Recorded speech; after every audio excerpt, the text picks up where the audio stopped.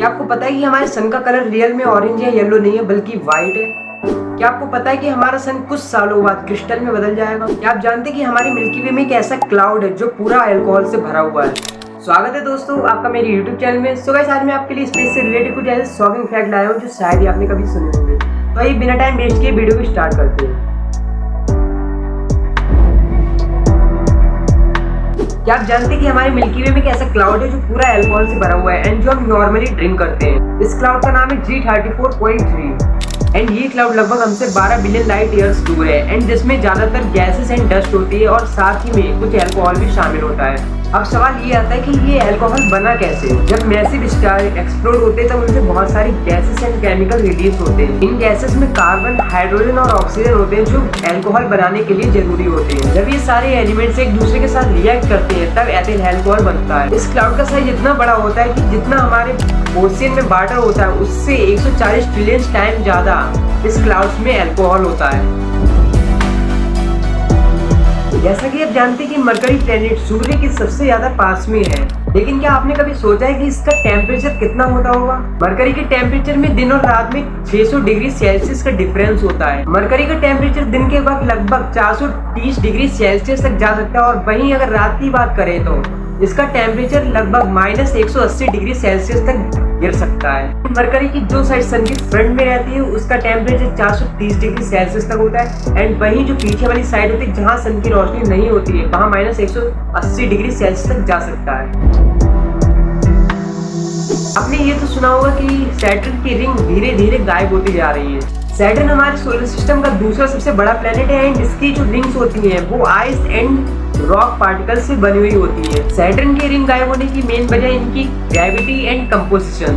किसी टकराव की वजह से ये रिंग स्पेस में डिसअपीयर हो जाती है, लेकिन ये प्रोसेस अभी ज्यादा तेज नहीं हो रहा। साइंटिस्ट का मानना है अगर ऐसे कुछ सालों तक चलता रहा तो पूरी तरीके से इनकी रिंग्स गायब हो सकती हैं।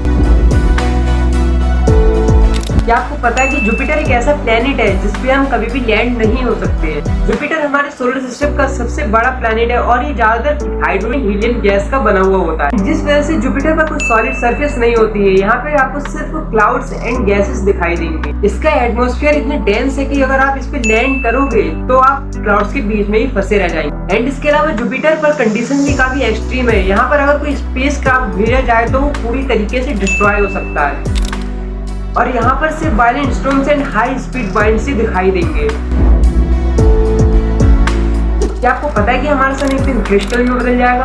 हाँ, ये बिल्कुल सच है। हमारा सन अभी एक स्टेबल स्टेज में है। जब इसकी हाइड्रोजन खत्म हो जाएगी पूरी तरीके से तो ये अपनी फाइनल स्टेज में पहुंच जाएगा।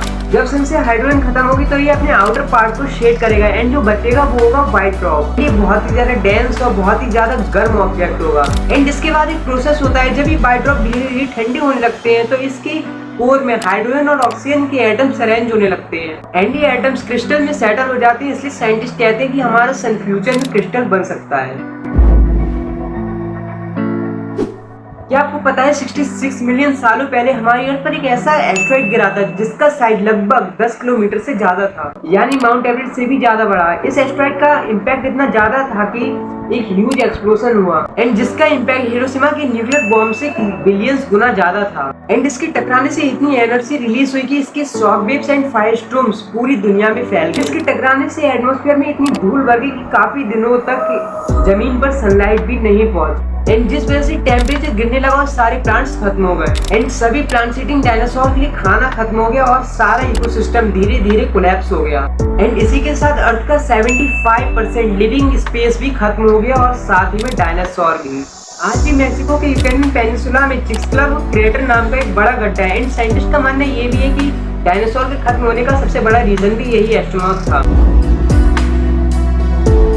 क्या आपको पता है कि अगर हम स्पेस में बिना सूट के गए तो 15 से 30 सेकंड में हमारी बॉडी बॉयल होने लगेगी? स्पेस में कोई भी हवा या एटमॉस्फेयर नहीं होता है एंड यहाँ पे सिर्फ वैक्यूम होता है एंड इससे सबसे बड़ा इफेक्ट ये पड़ता है कि हमारी बॉडी फ्लूइड जैसे वाटर एंड ब्लड ये इंस्टेंटली बॉयल होने लगते हैं क्योंकि स्पेस में कोई प्रेशर नहीं होता है जो लिक्विड को स्टेबल रख सके। और साथ ही में अगर हमें ऑक्सीजन नहीं मिलेगी तो हमारा ब्रेन 15 से 30 सेकंड तक वर्क करेगा, उसके बाद हम बेहोश हो सकते हैं और अगर हमें जल्द से जल्द ऑक्सीजन नहीं मिली तो वहीं हमारी डेथ हो सकती है।